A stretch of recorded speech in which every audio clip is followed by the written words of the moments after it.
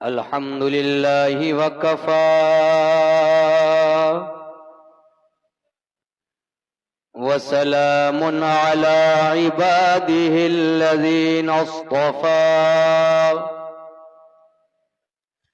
وعلى آله وصحبه نجوم الهدى وأولياء أمته وعلماء ملته بررة التقى. أما بعد فأعوذ بالله من الشيطان الرجيم. بسم الله الرحمن الرحيم.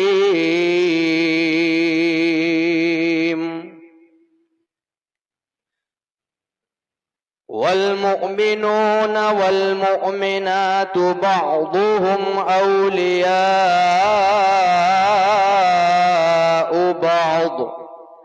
صدق الله العظيم. رفیقان گرامی،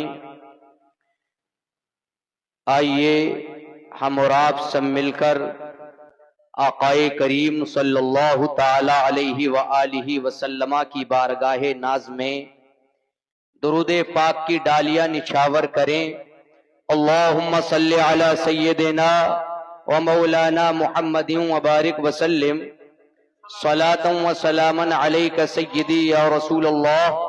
صلی اللہ تعالی علیہ وآلہ وسلم. حضرات، الحمدللہ آج یہاں ہم شہزادہ اعلیٰ حضرت حضور حجت الاسلام علیہ الرحمت والرضوان کے عرس پاک کی تقریب میں شرکت کی سعادتیں حاصل کر رہے ہیں. میں تو الحمدللہ چند منٹ کے لیے خراج عقیدت کے پیش کرنے کی نیت سے یہاں حاضر ہوا ہوں. اللہ تبارک و تعالی ہم سب کی حاضری کو قبول فرمائے. رفیقان گرامی، بنا تاخیر کے میں یہ بیان کروں کہ ایک مقالہ، ایک مضمون حضور حجت الاسلام کے حوالے سے نظر نواز ہوا. اس میں حضور حجت الاسلام کی بارگاہ میں کسی نے سوال پیش کیا، کسی نے عریضہ قائم کیا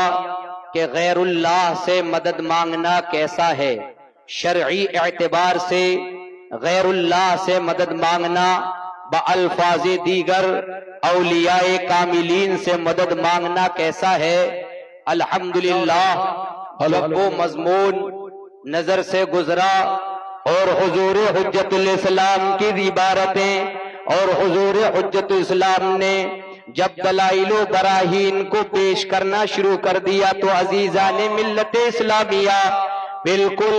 جس طریقے سے اعلیٰ حضرت امام اہل سنت کا طرز اور انداز یہ رہتا ہے اور آپ کا مشن جس طریقے سے رہتا ہے کہ امام اہل سنت کا بھی معمول یہ ہوتا ہے کہ جب کسی مضمون پر آپ کا قلم اٹھنے لگتا ہے، کسی مضمون پر آپ کا قلم اٹھنے لگتا ہے اور کسی سوال کے جواب میں اعلیٰ حضرت امام اہل سنت کا قلم جب اٹھتا ہے تو اعلیٰ حضرت کا اسلوب اور انداز یہ رہتا ہے کہ پہلے دلائل یعنی قرآنی آیات کو پیش کیا کرتے ہیں، اس کے بعد احادیث طیبات کو پیش کیا کرتے ہیں اور اس کے بعد اقوال فقہا و محدثین کے ذریعے سے اپنے دعوے کو مبرہن کرتے نظر آتے ہیں. اسی انداز میں ان کے بڑے شہزادے حضور حجت الاسلام علیہ الرحمت والرضوان کا بھی یہ انداز تھا کہ جب حضور حجت الاسلام کی بارگاہ میں کسی نے یہ سوال قائم کیا کہ غیر اللہ سے مدد مانگنا کیسا ہے،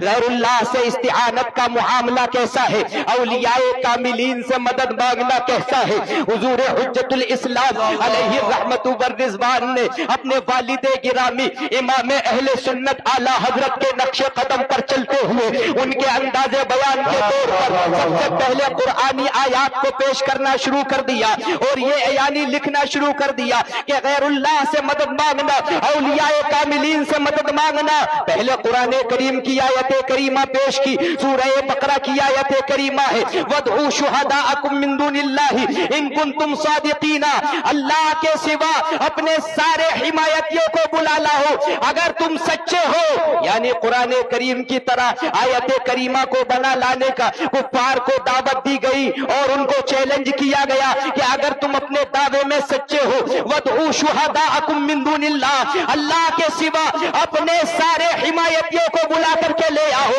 حضور حجت الاسلام نے ارشاد فرمایا اس آیت کریمہ کے اندر غیر اللہ سے مدد مانگنے کی اجازت کو صراحت کے ساتھ دیا گیا۔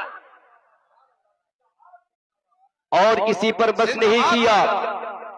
بلکہ آگے ارشاد نقل فرماتے ہیں آیت کریمہ، متعدد آیت کریمہ کو آپ نے آیات بینات کو نقل کیا، چنانچہ یہ بھی آیت کریمہ نقل کی ہے یا ایھا الذین آمنوا ان تنصروا اللہ،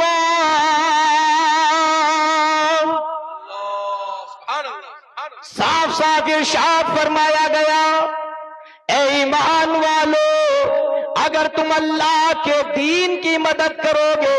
ینصرکم، اللہ تبارک و تعالی تمہاری مدد کرے گا، وَيُثَبِّتْ أَقْدَامَكُمْ، اور تمہارے آیت کریمہ میں بھی صاف صاف طور سے ارشاد فرمایا گیا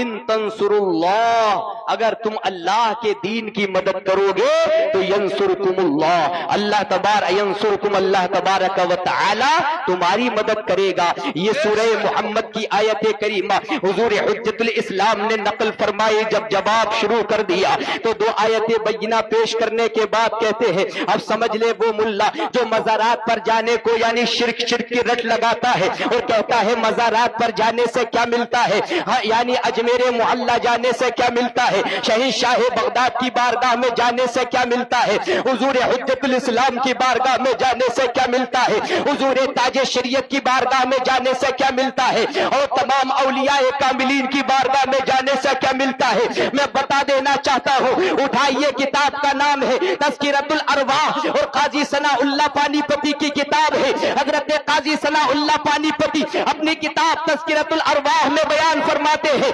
ارواح اولیاء در زمین و آسمان باد وصال و در بہشت ہر جا کے خواہند می رون و دوستا و معتقدہ را نصرت و مددگاری می فرمائن و دشمن را ہلاک می سازن۔ حضرت قاضی ثناء اللہ پانی پتی کی عبارت نے یہ واضح کر دیا اللہ کے ولیوں کی طاقت کو دیکھنا چاہتے ہو، اللہ کے ولیوں کی ارواح کی طاقت کو دیکھنا چاہتے ہو، یہ عبارت واضح کر رہی ہے ایک اللہ کے ولی کی روح کی طاقت کا عالم یہ ہوا کرتا ہے جب وہ دنیا سے وصال کر جاتا ہے تو اللہ تبارک و تعالی اپنے فضل و کرم سے اللہ کے اپنے ولی کی روح کو اتنی طاقت عطا فرما دیتا ہے کہ وہ زمین و آسمان میں جہاں چاہتی ہے چلی جاتی ہے، وہ در بہشت اور جنت میں جہاں چاہتی ہے چلی جاتی ہے، آسمان میں جانے کی بھی وسعت دے دی جاتی ہے اور زمینوں کے تمام طبقات میں جانے کی بھی وسعت دے دی جاتی ہے، جنت میں جانے کی بھی وسعت دے دی جاتی ہے۔ اور اسی پر بس نہیں کیا وہ دوستا و معتقدہ را نصرت و مددگاری می فرمائن، اور فرماتے ہیں جب ان کا چاہنے والا ان کے در پر آ کر اپنی نیاز کو خم کرتا ہے